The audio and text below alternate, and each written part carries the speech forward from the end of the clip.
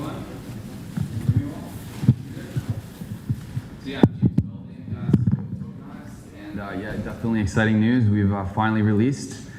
So what have we released? We've released our beta version of the Tokenized protocol. So I want to quickly sort of separate Tokenized from the Tokenized protocol. Tokenized is our company, and Tokenized protocol is the smart contract token solution that allows for all the things I'm about to talk about. So Tokenized, our company, is basically going to be building an actual business case, use case on it to take the tokens mainstream. That's essentially the idea. So this is an introduction. So for those of you who have read the white paper, the alpha release that we won the contest on, we've come a long way since then. Now, it was kind of frustrating to me building the alpha version because I saw where it needed to go. I had a vision of where this thing could be and what it could be, but I was constrained by the protocol limitations, particularly the op return payload limit. So the moment that was actually removed, and it was removed way ahead of time, way ahead of schedule, we basically just stopped what we were doing, got the big game out, and we started building the thing out exactly the way we wanted to. So this is pretty much uncompromised, exactly what I want it to be, and it's ready for real adoption to actually integrate with governments, actually integrate with real enterprises, and we feel confident that everything's there. So it's just a matter of educating people, getting all the bugs worked out, and getting it out there. So what is the Tokenized protocol? So an application layer protocol, it uses the Bitcoin SV network to pass messages and store messages. That's at the crux of what it is. There's obviously the smart contracts involved as well. It focuses on, so where do I define the boundaries of these messages? What are we talking about here? So I like to think of it as what is involved in commerce, right? What do you need in terms of record keeping when you're engaging in voluntary exchange? So obviously you've got contracts, employment agreements, supply agreements, you've got shares, like shareholder agreements, anything you can think of, even little silly things like receipts and invoices, purchase orders, all that kind of stuff. It all basically has a material impact on your financial well-being, right? It has a record of keeping of who owes what and who did what. So that's the sort of the boundaries that we've drawn, and that definitely includes EDI, for example, SWIFT, FIX, which is a data interchange for stock exchange, basically securities exchange, things like that. So that's what we've tackled all of that. The initial beta release focuses mostly on contracts themselves, tokens for shares, all the common instruments, tradable instruments, and then obviously the utility tokens. But we're actually slowly rolling out all the EDI messages too. It's a bit trickier because we want to try and make it so that we take advantage of the Bitcoin protocol and you make EDI messages as redundant free as possible when you move through request for quote, purchase order, invoice. But we also want to have some backwards compatibility so you can still operate with businesses and stuff that are still in the old systems. So it's a tricky, but we're getting there.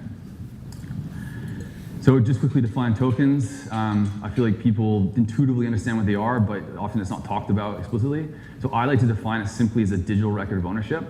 And I mean, if you think about it, even like a utility token, it simply says that you have the rights to that particular service or the duties associated with it. So that applies all the way up and down. You can think about any kind of token and it always has that common feature to it or that common definition. So a tokenized token is assigned by a smart contract. So that's really key. A smart contract sort of controls the whole system, and the tokens are what a smart contract sort of issues or manages and assigns to different addresses to represent ownership. And obviously in accordance with the terms and conditions. And yeah, it can represent anything as I discussed before. So shares and all that, bonds. So smart contracts. So this is sometimes a tough pill for someone to swallow, I think, when they start down the dream of ERC20 and the whole totally decentralized smart contracts and all that. But when you really think about the utility of those and the logic of them, it really just doesn't work. It doesn't apply to the real world. This is where I think this is the ideal solution, and the solution that will forever be the way that it goes about it. So basically just a daemon that manages the administrative tasks associated with a particular contract. So you can imagine when you have, a great example, it's really easy to get your head around, is like a shareholder agreement.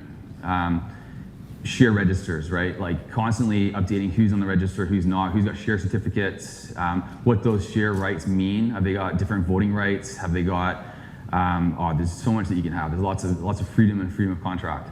But that's effectively what this thing does. So it works on basically replacing signatures and paper documents and all that. So we want to go full paperless. This needs to be fully digital, on-chain, so you don't have to worry about backing it up, keeping it in Google Docs, and uses ECDSA, so the signatures that Bitcoin has, in place of handwritten signatures. So this is where we want to move towards. So this is a better user experience for sure.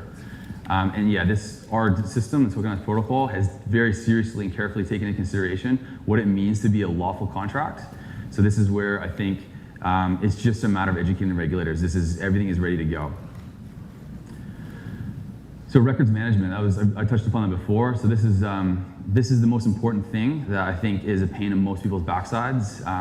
And that goes beyond just personal finance and managing your home finances, but also running businesses, right? Like if you got a trust maybe with a family, or you've got a business, or you're in a fund or whatever, there's lots of people are generally involved in a couple entities in their lives, and all of the record keeping around it is just a tremendous pain to deal with, right? And there are serious consequences if you don't do it well, especially if you're playing at the bigger stakes with more money involved. So yeah, the aim is we're going to make records management safer, easier, and more affordable, and also a bunch of other things. It's going to be a lot better experience. So this is a really important way to think about where these records come from and how we're sort of understanding the problem. I guess this is how I arrived at the solution. So all of these records are generated as a result of a relationship. You have a commercial relationship of some sort. So you have an entity and another entity. It might be an employee and a company that's hired them. Both entities, obviously legal entities, with their own rights and the way they recognize in the law. But the agreement, the employment agreement, the invoices, for example, if they're a subcontractor, the payment stubs, all of that is records that are generated as a result of that relationship. Because you basically, commerce and voluntary exchange always happens as a result of two entities coming together or more. So I think when you really think about it, there's so many relationships that we engage in, so many contracts that we don't even think about that are implicit to the way that we engage in commerce and life. And it's a really important way to think about how this is going to play out, because this has a real impact on the wallet user experience that's about to come that we haven't really seen yet. So this is going to be a big thing, I think. Whoops. So entities, yeah, just quickly run through a couple just to get your head in the right groove. So individual, public and private companies, partnerships, government agencies, non-profit organizations, unit trusts, discretions. Those are the big ones, most common ones. Every jurisdiction has slightly different laws and definitions for those things, but they're all pretty much the same in essence. And then this is where, when you look at what's an ideal, like, so the fintech dream I think a lot of us share is having the financial hub, the one portal to your entire financial life, right? You can have every contract you ever engaged in, every receipt, every transaction, all really nice and easy to use in this hub. But most people, like I said before, have maybe a trust as well, or they have a super fund, or they have another entity that they have to deal with. And they actually might deal with that entity with a few other entities, right? They might be a director on a company, right, with a bunch of other directors. So when you're in this super wallet, right, this hub, you want to be able to navigate between these different entities and see the reports and the transactions between each of them. And it's important to think about that in the context of these wallets that are about to come. So an issuer is basically like a legal entity that issues a contract. In this context, it's most important to be issuing tokens, for example, a contract that has tokens to represent ownership rights. The issuer is basically, in this model, they're the ones that are responsible for the operation of the smart contract. So if you really think about all the realities of it, it makes a lot of sense in nearly every single use case. In fact, I can't think of any that doesn't. So for tokens signify the ownership rights, and entity is the legal owner of assets and liabilities. So that's another really important point for what's about to come with respect to management of these assets and liabilities. So contract operator, this is what I think is about to emerge as a business model, something we see in the world. So I think just at the bottom that illustrates it really well. What Gmail is to email agents, a contract operator is to smart contracts. So I think this is what's going to emerge. We're going to see like the Hotmails and the Gmails of the world, but they're going to be operating contracts. And if Tokenized does a really good job, it might only be tokenized, hopefully. But so yeah, this is an important concept. And the contract operator really, I think, is just going to be a practical way to do things. The costs, when you sort of centralize a little bit and you have economies of scale, efficiencies, running thousands of smart contracts is going to be a hell of a lot cheaper per contract than having one issuer manage one contract with serious legal ramifications if they stuff it up. So, token holders. So this is basically the one that owns the rights to that token, right? So this is the legal owner of it. So an oracle. So this is a concept that I think some people in the crypto community probably got their heads around before. We've brought oracles into the system now as part of the protocol. Now there's going to be a number of different oracles that come out as we start to unveil all the different types, the authority oracles, event oracles, but the most important one, I think, the one that gets this thing going, is identity oracles. So the important thing here is that the smart contract interacts with a trusted source of data to be able to operate within its terms and conditions. I mean, I think we all know that the Bitcoin or the blockchain is fairly limited in what it can do in terms of interacting in the world. We need that real world input. So just to quickly, so identity oracles, the key there is basically you have an entity, a company of some sort, or maybe the government that manages like the KYC aspects. So they'll do like the customer verification, identification, and then they'll manage that identity against a number of addresses, right? So they can link that and know that a person actually owns what they say they own. So the way, I'll explain a little more how that works, but that's really important for KYC, AML, and CTF, especially in secondary trading. So if you have shares and securities that are in the jurisdiction you live in that you can't just trade to a non-accredited investor, or the company itself, the shareholder agreement doesn't let you just trade it away, you need to restrict it to a certain group of people for whatever reason, this gives you that ability, and it gives you that ability in a pseudonymous way. So only the oracle itself knows who it is. They can effectively control that system in secondary trading without having to like reveal identity of anyone, even to the issuer themselves who are controlling the contract. Authority oracles, which is this is implemented in the protocol now, but it isn't implemented in the way that I want it to be implemented. So this will require, to get to where I really want it to be, it will require actual cooperation with government agencies, basically like the court systems and stuff like that. And the idea is if you have a freeze or a confiscation of a token, there should be on-chain proof to say why that happened. There should be some explanation. And the most common use case will be property rights disputes, right? So someone has a divorce or they've stolen tokens from someone and the courts have deemed that it is theft and they give a court order to, or a warrant to seize it. Well, this gives, they can sign a message to say that that address needs to have this many tokens frozen or not, and we include that in the on-chain record. So that'd be a really, really important thing to come. Right now, as it is, we can include those messages to offer an explanation, but there's no control by the smart contract. It's sort of up to the issuer how they do it. So they're just sort of covering their backside, basically. Event oracles, obviously real world events. These are results of sports, games, and weather, things like that.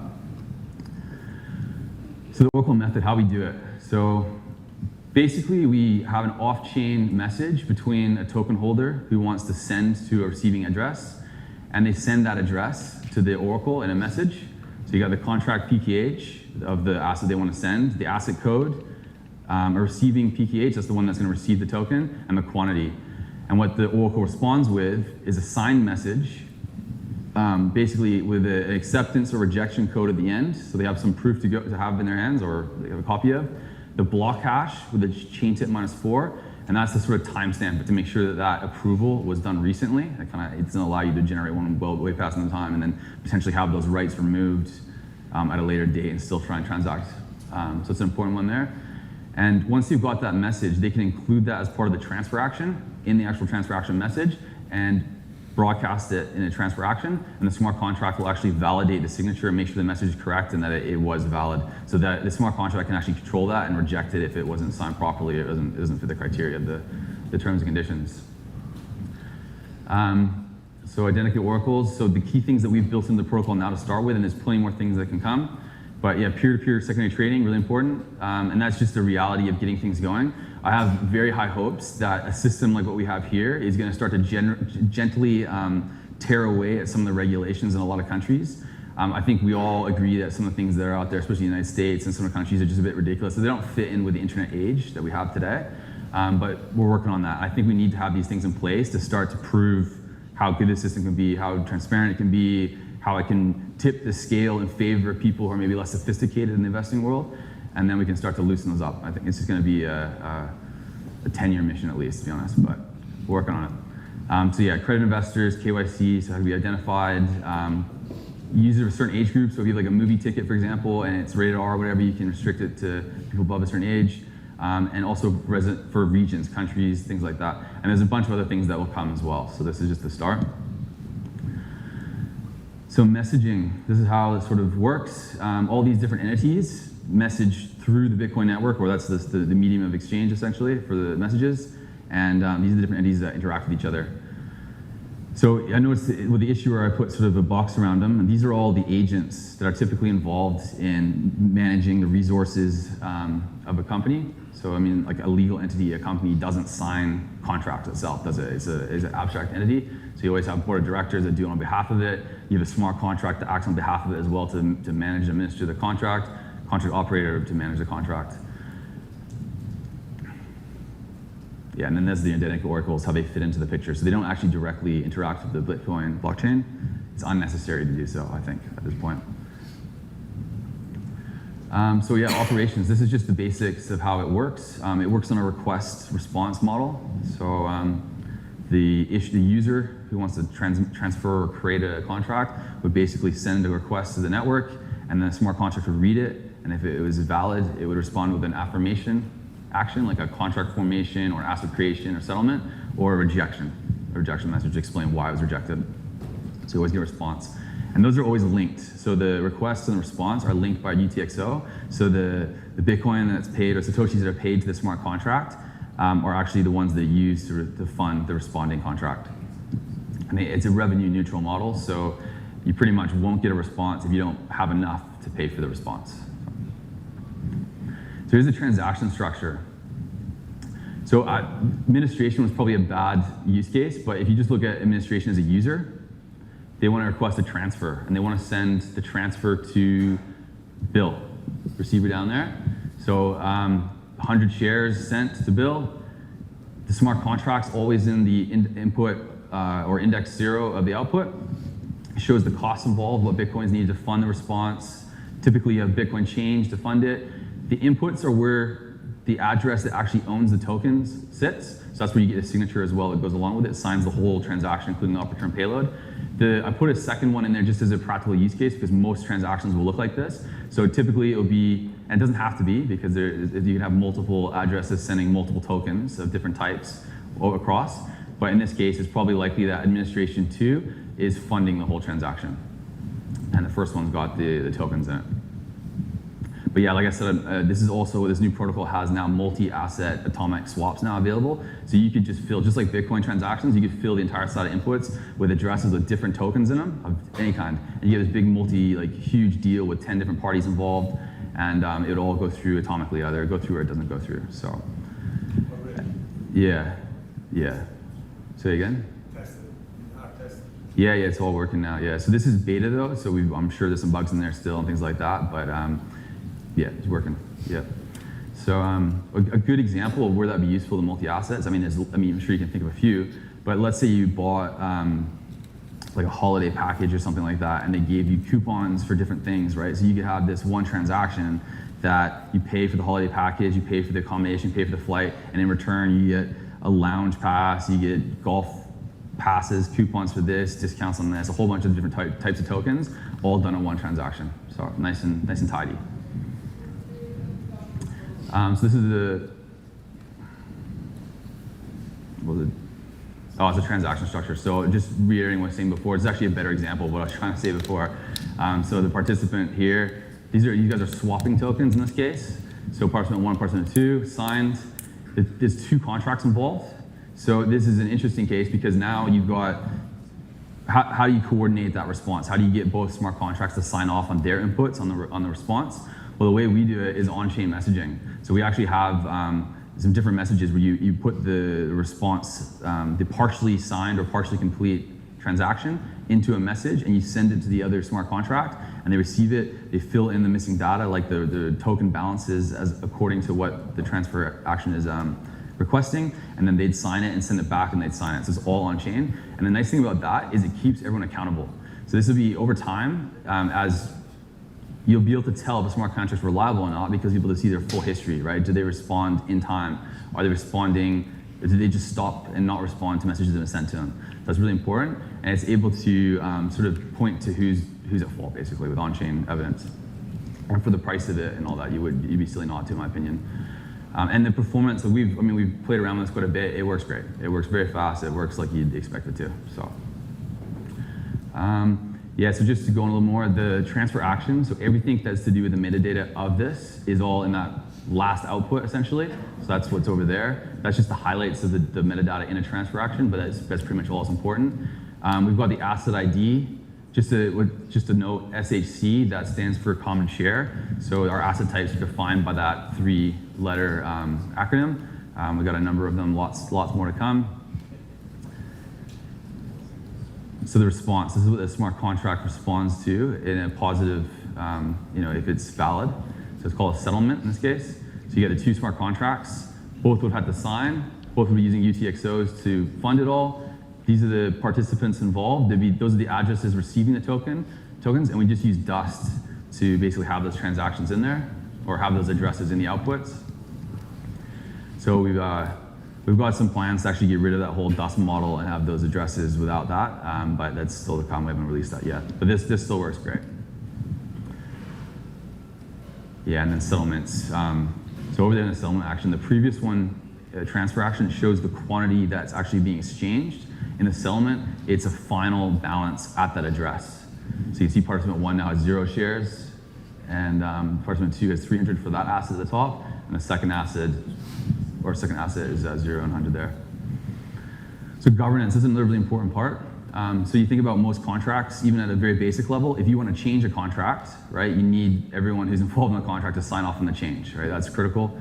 So this allows for that. You can set the threshold percentage, for example, for that type of change at 100%. And so all the shareholders, for example, in that example, would need to vote in accordance to the change.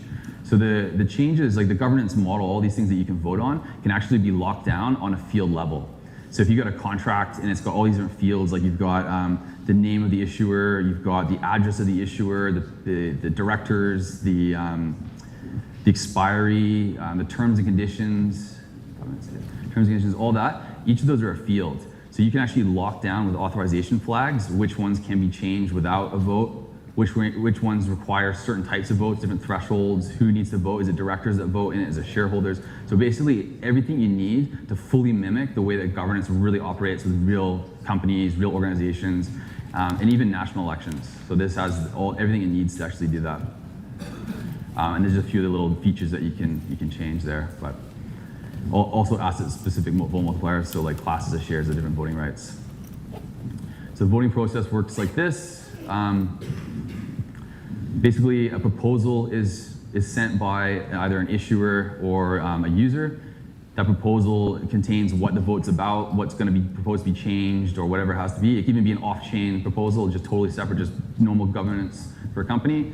And then if the contract likes the proposal, it's accepted, or it's within the terms and conditions of the contract, then it will respond with a vote. So it starts the vote, and there'll be a period. So you can see at the bottom there, vote start, vote end. And within that period, the token holders that are able to vote will have to cast a ballot, and the ballot cast will be approved by the smart contract by a response, we'll call it ballot counted. So the nice thing about this is everything's on chain. So right, real time, you can see how the vote's going, who's voting for what, and everyone knows that their vote was counted correctly in a pseudonymous manner because they can check. When the votes at the end is finished and the results published, well, they can just make sure that that vote was actually counted the way it was supposed to be, right? So that if everyone checks, then you know that there's no corruption essentially in the process. Yeah, like I said, elections at a national level, like a government level, definitely can be done, and the cost savings could be extraordinary. So you think about like the U.S. government. I think for like a presidential election, it's like over $1 billion in administrative costs. And that doesn't even take into account like people taking time off work to go vote and things like that. So doing this you can do this from any internet connected device, like your phone, home computer, and it would be secure as sending a Bitcoin transaction. Enforcement, so these are the freeze, thaw, and confiscate. So I know the most important reason why I put these in was utility, just for issuers wanting to be able to do things that they'd normally be able to do. Like if you have shares and someone they die or something like that, you need to move their shares to the people inherit it from them, like their descendants or whatever, then you can do that. This allows you to do that and to provide justification on chain, so it's all in accordance with the laws. But also this allows like the courts to get involved, right? The courts, if they need to take tokens, they can do it with these things. And this is everything they need to basically enforce property rights. Another key feature we haven't quite implemented, we're about to though, is that you can actually use, like let's say you create a debt instrument of some sort that has collateral, that you actually like put a lien against a particular asset, like tokens. Well, you can use the two parties that are involved in that loan, you can actually both sign a freeze order, enforcement order, which freezes the asset, and you need both signatures again to unfreeze it. So the smart contract can actually enforce that. That's a nice little feature. I think that'll be really useful. That's it.